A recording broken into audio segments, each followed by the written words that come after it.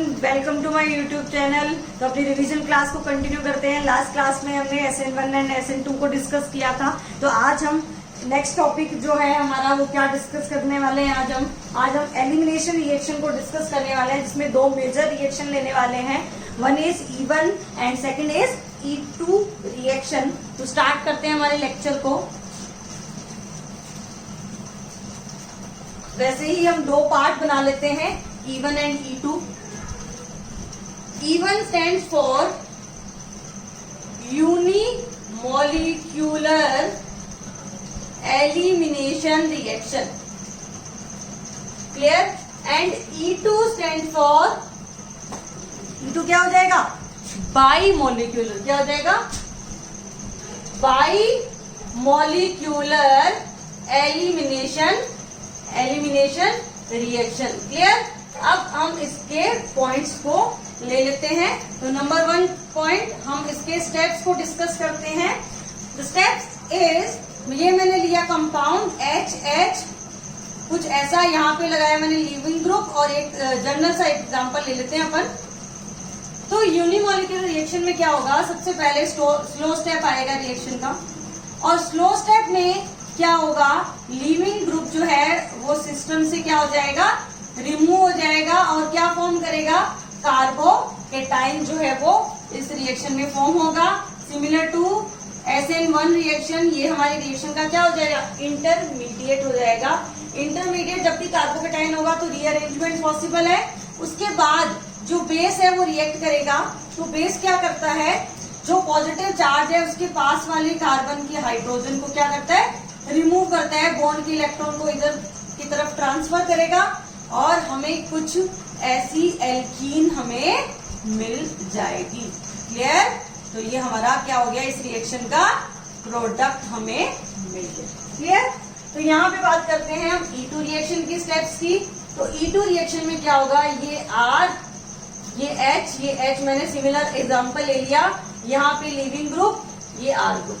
तो यहाँ पे क्या होता है, जब रिएक्शन होती है तो बेस खुद भी रिएक्ट करता है, मतलब ये सिंगल स्टेप रिएक्शन होती है जहां से ऑर्डर डिसाइड होता है, और ये ही रिएक्शन का क्या होता है, स्लो स्टेप होता है। और ये जो बेस है, इसको मैं यहां लिख दूं तो ज्यादा बेटर है। ये बेस इस हाइड्रोजन के इंटरेक्शन में आएगा, और जो लीविंग ग्रुप के पास जो बिल्कुल एंटी पेरिप्लेनर जो हाइड्रोजन होगा उसके इंटरेक्शन में आएगा, और एक इस तरह से क्या बनाएगा, एक ट्रांजिशन स्टेट की ये जो फॉर्मेशन करेगा, जैसे हमने उसमें किया था। क्लियर? और लीविंग ग्रुप का जो बॉन्ड है वो क्या हो जाएगा, वीक हो जाएगा। तो यहां से बेस ने हाइड्रोजन लिया और यहां से लीविंग ग्रुप। तो उसके बाद आएगा इसका फास्ट स्टेप, ट्रांजिशन स्टेट बनने के बाद। तो ये दोनों क्या हो जाएंगे, यहाँ से लीविंग ग्रुप जाएगा, बॉन्ड के इलेक्ट्रॉन को यहाँ ट्रांसफर करेगा, और ये क्या मिल जाएगा आपको, प्रोडक्ट आपको मिल जाएगा। क्लियर? तो बिल्कुल सिमिलर सी रिएक्शन है। यहाँ इंटरमीडिएट कार्बोकेटाइन, यहाँ जो बेस है वो हाइड्रोजन से इंटरेक्ट कर रहा है बिल्कुल अपोजिट डायरेक्शन में। उस डायरेक्शन को क्या बोला जाता है, एंटी पेरिप्लेनर डायरेक्शन। Very good. तो अगर मैं यहाँ पे नेक्स्ट पॉइंट को डिस्कस करूँ, रेट को, तो क्या यहाँ पे पॉइंट मुझे स्टेबिलिटी ऑफ कार्बोकेटाइन बोलना चाहिए क्या? वेरी गुड, यहाँ पे स्टेबिलिटी ऑफ कार्बोकेटाइन होगा। नेक्स्ट हम ये भी बोल सकते हैं, the rate is also proportional to stability of alkene. Clear? यहाँ बात करते हैं, अगर मैं E2 रिएक्शन में रेट को डिस्कस करूं तो यहाँ पे भी स्टेबिलिटी ऑफ कार्बोकेटाइन तो होगा नहीं, तो यहाँ पे क्या हो जाएगा, स्टेबिलिटी ऑफ एल्कीन हमें मिल जाएगा। क्लियर? तो नेक्स्ट पॉइंट की तरफ मूव करते हैं। Next point is reagent for both reaction. और रिएजेंट क्या क्या होंगे, चलो देखते हैं रिएजेंट क्या होंगे। देखो, number 3rd point is the reagent. The reagent of E1 reaction is similar to SN1 reaction. सिर्फ डिफरेंस होगा किसका, टेम्परेचर का। तो सिमिलर टू मतलब वाटर के साथ हीट, मिथेनॉल के साथ हीट, इथेनॉल के साथ हीट आपको मिल जाए। मीन्स आपको रिएक्शन कौन सी करानी है, E1 करानी है। तो यहाँ पे हम E2 की बात भी कर लेते हैं। E2 के रिएजेंट्स कौन से होंगे बताइए, याद आ रहा है आपको? Alcoholic KOH, very good. Next NaNH2, very good. Next methoxide ion in the presence of methanol. Next ethoxide ion in the presence of ethanol.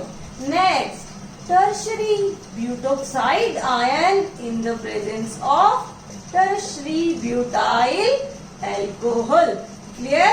इन सब रिएजेंट्स में हाई टेम्परेचर भी रिक्वायर नहीं होता। अगर डायरेक्टली यही दिया हो तो आप कौन सी रिएक्शन को प्रोसीड करोगे? E1 रिएक्शन को प्रोसीड करोगे। क्लियर? नेक्स्ट पॉइंट की तरफ मूव करते हैं। रिएजेंट हमारा हो गया। अब हम एक एक एग्जाम्पल को भी डिस्कस कर लेते हैं। एग्जाम्पल से पहले अपन सबस्ट्रेट को ले लेते हैं। सबस्ट्रेट अगर बात की जाए तो यहाँ क्योंकि कार्बोकेटाइन बन रहा है तो यहाँ पे 3 डिग्री एल्काइल, फिर 2 डिग्री और 1 डिग्री की रेट होगी, क्योंकि जितना ज्यादा 3 डिग्री होगा या स्टेबल जितना कार्बोकेटाइन होगा उसकी रेट भी क्या होगी? रिएक्शन की ज्यादा होगी। यहाँ पे भी रेट ऑफ रिएक्शन अगर सबस्ट्रेट के सेंस में देखी जाए तो then 3 degree, 2 degree and 1 degree आपको मिल जाएगी। Very good. अब अपन नेक्स्ट पॉइंट में एग्जाम्पल को ले लेते हैं।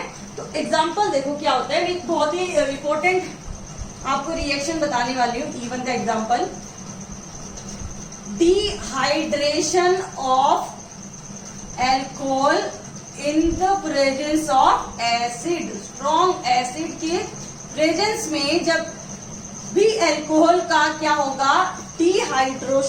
डिहाइड्रेशन होगा, then this is the reaction is E1 reaction. तो एग्जाम्पल इसी का ही लेके अपन इसको डिस्कस कर लेते हैं। ये मैंने लिया कुछ ऐसा, यहाँ पे लगाया OH और ये इसको इस तरह से बना दिया। तो ये मैंने लिया, इसमें क्या डाल दिया? Concentrated H2SO4। क्या करेगा कंसंट्रेटेड H2SO4?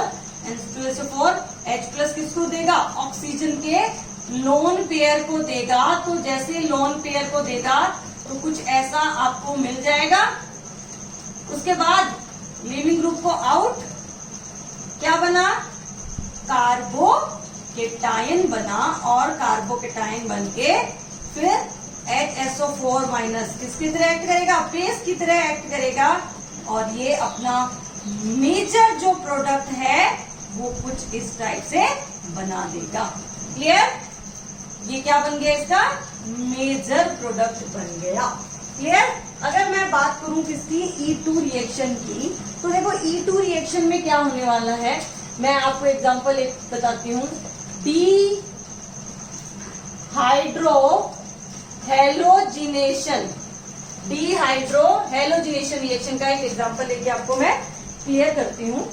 इस रिएक्शन की ना एक कंडीशन होती है, वो क्या होती है? The leaving group and hydrogen must be anti periplanar. क्या होना चाहिए?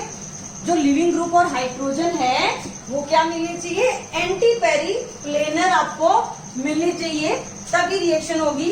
तो मैंने क्या लिया, मैं अब एंटी पेरीप्लेनर की बात है ना, तो स्टीरियो जैसा कुछ एग्जांपल लेके आपको बता देती हूँ। ये आपको कंपाउंड मैंने मेंशन है, और आपने यही एल्कोहलिक KOH आपने डाल दिया। तो स्टीरियो स्पेसिफिक ये जो रिएक्शन है इसमें स्टीरियो का बहुत ध्यान रखना है। एंटी पेरीप्लेनर अगर होगा तभी आपको रिएक्शन करनी है। तो यहाँ पे एंटी पेरीप्लेनर कैसे आइडेंटिफाई कर रहा है आपको, उसके लिए बना लिया करो ये ऐसा, इसको सोहर्स में फिशर को डायरेक्टली कन्वर्ट कर लिया करो। आपने अच्छे से किया होगा कन्वर्जन स्टीरियो आइसोमेरिज्म में, नहीं किया होगा तो मेरे लेक्चर भी आपको मिल जाएंगे, जल्दी ही आने वाले हैं जो स्टूडेंट 11th में उनको। और एंटी पेरीप्लेनर आप कुछ इस टाइप से ले आओगे। ठीक है? कुछ नहीं करना, इसको ऐसे करके देखो, HBr CH3H C2H5, बहुत सिंपल है, कुछ भी टफ नहीं है। और ये H यहाँ पे, ये C2H5, ये CH3 कर दो गायब, इनको जाने दो। ये यहाँ से यहाँ, ये यहाँ से यहाँ, और ये आपका सुंदर सा प्रोडक्ट आपके सामने मिल गया है। क्लियर? ये हुई एक रिएक्शन एग्जाम्पल E1 का, और दूसरा एग्जाम्पल क्या है, E2 रिएक्शन का। क्लियर हुआ पॉइंट? नेक्स्ट पॉइंट पे मूव करते हैं। एग्जाम्पल हो गया, फोर्थ पॉइंट हो गया, फिफ्थ पॉइंट पे मूव करते हैं। इस रिएक्शन में दोनों तरफ क्या हो रहा है, एल्कीन बन रही है, तो स्टेबिलिटी ऑफ एल्कीन भी मैटर करता है। तो जनरली क्या बोला जाता है, number fifth point, rate is proportional to stability of alkene. तो हम ये बोल सकते हैं कि रिएक्शन में जो प्रोडक्ट आपको मिलेगा, प्रोडक्ट की बात कर रहे हैं हम, प्रोडक्ट दो टाइप के आपको मिल सकते हैं। एक तो मोर स्टेबल आपको क्या मिल सकती है, एल्कीन मिल सकती है, और एक आपको क्या मिल सकती है, लेस स्टेबल एल्कीन आपको मिल जाएगी। More stable alkene is also known as Saytzeff product, Saytzeff scientist ने बताया था। एंड लेस स्टेबल एल्कीन को भी क्या नाम दिया था, हॉफमैन ने नाम दिया था। तो इसका नाम क्या हो गया, हॉफमैन प्रोडक्ट। मतलब अगर दो टाइप की हाइड्रोजन प्रेजेंट हो, किस टाइप से, जैसे मैंने ये और ये लिया मैंने, और मैंने इसकी रिएक्शन करा दी किसके साथ, मीथेनॉल, और हाई टेम्परेचर पे।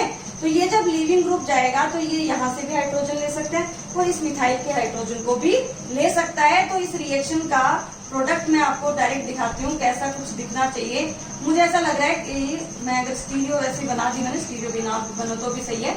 एक तो ये वाला प्रोडक्ट बन सकता है, ये मेजर होगा, और दूसरा जो प्रोडक्ट होगा वो कुछ इस टाइप से आपको मिल जाएगा। ये वाला प्रोडक्ट, ये आपका क्या हो जाएगा, माइनर हो जाएगा, क्योंकि आपने लेस स्टेबल एल्कीन को फॉर्म किया है। सेम कॉन्सेप्ट यहाँ पे है, यहाँ पे भी प्रोडक्ट एक तो मेजर और एक माइनर, बट यहाँ पे ना स्टीरियो ज्यादा मैटर करती है। ये रिएक्शन क्या होती है, स्टीरियो स्पेसिफिक होती है। क्या होती है ये, स्टीरियो स्पेसिफिक होती है। इसका मतलब with the specific stereo of reactant, आप मैं क्या बोलूं, विद द ध्यान से सुना, with the specific stereo of reactant. अगर आपने कोई भी एक रिएक्टेंट दिया स्पेसिफिक स्टीरियो का, तो आपको स्पेसिफिक प्रोडक्ट ही मिलेगा। स्पेसिफिक स्टीरियो रिएक्टेंट से स्पेसिफिक प्रोडक्ट ही मिलेगा। यहाँ पे भी मेजर और माइनर हो सकता है, सेट-जेफ एंड हॉफमैन हो सकता है। इस पॉइंट को अपन क्लियर करते हैं कि मैं क्या बोल रही हूँ आपको। मैं एक आपको पॉइंट करके बताती हूँ, दूसरा आपको अभी मैंने थोड़ी देर पहले एग्जांपल लिया था ना, उसमें सीस या ट्रांस जो बना था, वैसे ही कुछ एग्जांपल लेके बता रही हूँ। ग्लूकोन भी खत्म हो गया मार्कर का। ये देखो Br, मैंने अब की बार Br को यहाँ कर दिया HCH3 HCH3 CH2H5। इसको मैंने एल्कोहलिक KOH के साथ रिएक्शन कराई, तो ये Br, ये H, ये CH3, फास्ट करो, C2H5 CH3H, Br इसको घुमा दिया मैंने, H CH3H, पूरा घुमा दो इसको, C2H5 CH3, यहाँ से H, यहाँ से Br गायब, और ये आपको क्या मिल गया, ट्रांस। मतलब जब आप रिएक्टेंट की एक स्पेसिफिक स्टीरियो लोगे तो आपको स्पेसिफिक स्टीरियो का ही प्रोडक्ट आपको मिलेगा। इस वजह से रिएक्शन को क्या बोला जाता है, स्टीरियो स्पेसिफिक रिएक्शन बोला जाता है। अगर मैं इस रिएक्शन यहाँ पे जो रिएक्टेंट दिया हुआ है Br को अगर मैं यहाँ कर दूं ना, आप करके देखना, ट्राई करना, तो रिएक्टेंट में जो प्रोडक्ट बनेगा उसकी जो स्टीरियो होगी वो क्या हो जाएगी, चेंज हो जाएगी। क्लियर? यहाँ पे आपको बिल्कुल अगर स्टीरियो दिया है तो बिल्कुल आपको ध्यान रखना है, अदरवाइज वही आपको अगर कंपाउंड रिएक्ट अगर स्टीरियो गिवन नहीं है तो आप हॉफमैन एल्कीन भी बनाओ और मेजर में सेट-जेफ भी बनाओ। बट अगर स्टीरियो गिवन है तो एक ही स्पेसिफिक टाइप की आपको एल्कीन इसमें मिलेगी। क्लियर? तो हमने कर लिया, एग्जाम्पल हो गए हमारे, हमने कंडीशन डिस्कस कर ली, हमने रिएजेंट डिस्कस कर लिया, कैसे होती है रिएक्शन, एक इंपॉर्टेंट एग्जांपल भी बता दिया, ये भी बता दिया कि E2 रिएक्शन स्टीरियो स्पेसिफिक होती है। एक स्पेसिफिक स्टीरियो के रिएक्टेंट से स्पेसिफिक स्टीरियो का प्रोडक्ट बनेगा। अगर स्टीरियो गिवन नहीं है E2 में तो आप वैसे ही मेजर और माइनर बनाओगे, more stable Saytzeff Hofmann product बनाओगे। और यहाँ पे तो वैसे ही बनता ही है, यहाँ पे तो ध्यान ही नहीं रखना। एक इंपॉर्टेंट बात और रह गई, वो आपको बता देते हैं, और वो क्या है, इफ बल्कि, नोट डाल के लिख लेना इसको, बल्कि बेस अगर प्रेजेंट होगा, इफ बल्कि बेस इज प्रेजेंट, और बल्कि बेस का एग्जाम्पल क्या होता है, कुछ इस टाइप का, ये tertiary butoxide ion in the presence of tertiary butyl alcohol is the example of bulky base. In this case, always Hoffman alkene will be the major product. Clear? अगर बल्कि बेस हुआ तो आपका मेजर प्रोडक्ट क्या हो जाएगा, Hoffmann alkene हो जाएगा, बिकॉज बल्कि बेस हमेशा लेस हिंड्रेड हाइड्रोजन को रिमूव करता है, और लेस हिंड्रेड हाइड्रोजन को रिमूव करने के बाद जो आपको एल्कीन मिलेगी वो आपकी क्या हो जाएगी, हॉफमैन एल्कीन हो जाएगी। Clear? SN1, SN2, E1, E2। तो नेक्स्ट लेक्चर में हम इनका कंपैरिजन डिस्कस करेंगे, बहुत ही इंटरेस्टिंग लेक्चर होने वाला है। सारी नॉलेज हमें मिल चुकी है, अब हमें कंपैरिजन चेक करेंगे, कब SN1, कब SN2, कब E1, कब E2। तो बिल्कुल आप वो लेक्चर अच्छे से देखना, ये भी लेक्चर आप अच्छे से रिवाइज करना, ताकि हम जब कंपैरिजन करें तो आपको बहुत इजीली समझ आए। Clear student? Thanks for watching, bye bye, all the best.